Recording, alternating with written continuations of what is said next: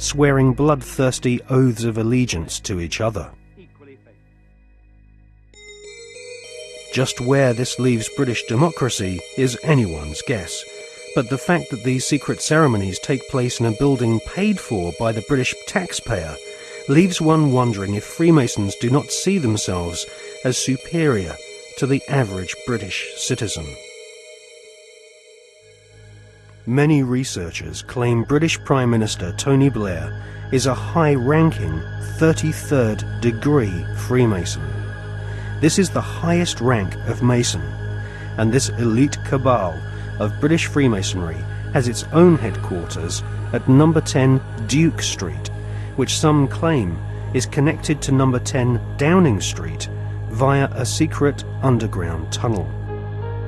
Inside the Duke Street headquarters of the Supreme Council of the 33rd degree, there is a red room, a black room, and a chamber of death, which Masons use for macabre rituals based on ancient Jewish mysticism and Enochian magic.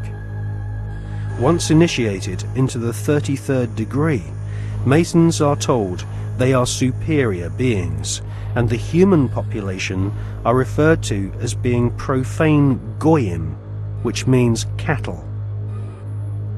If Tony Blair is indeed a 33rd degree Freemason, then he is following in the footsteps of previous Prime Ministers who have all been members of either Freemasonry, the Knights Templar, or the Round Table, which was started by Sir Cecil Rhodes following his economic conquest of Zimbabwe during the 19th century. Winston Churchill was also a 33rd degree Freemason, initiated into the Studholme Lodge at the headquarters of the 33rd degree in May 1901.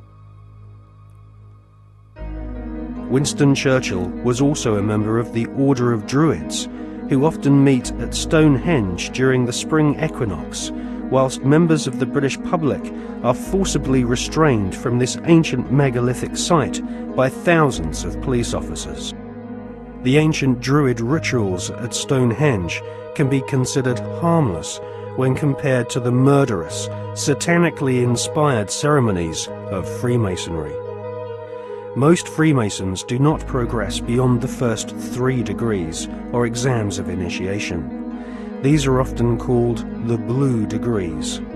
In fact, many Masons do not even realize that beyond the 3rd degree of Master Mason, that there are higher degrees. The higher degrees of Freemasonry are almost exclusively populated by men of aristocratic lineage, or ex-officers of the armed forces. In all, at any one time, there are no more than a few dozen men who reach the 33rd degree. As they pass each ritual test, the ceremonies become more bizarre and include symbols which can be found in ancient Egypt, with initiates being given pompous titles such as sovereign, prince, or knight.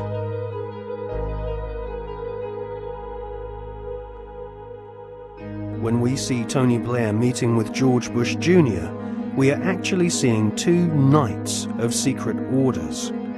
Blair is rumoured to be a sovereign knight of Malta, whilst Bush is confirmed as being a knight of Eulogia, his title bestowed upon him whilst laying in a coffin at the Skull and Bones Secret Society headquarters at Yale University. Blair and Bush claim to have democracy and freedom as their number 1 priorities, but both have sworn blood-curdling oaths of allegiance to ancient Babylonian, Egyptian, and Jewish demon gods.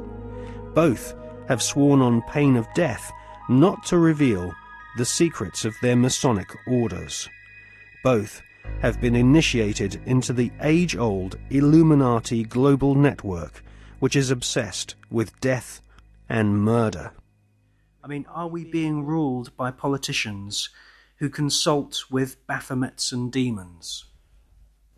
Yes, we are. The way the world is structured is like a compartmentalized pyramid, and it's pyramids within pyramids, like Russian dolls, one doll inside a bigger doll inside a bigger doll.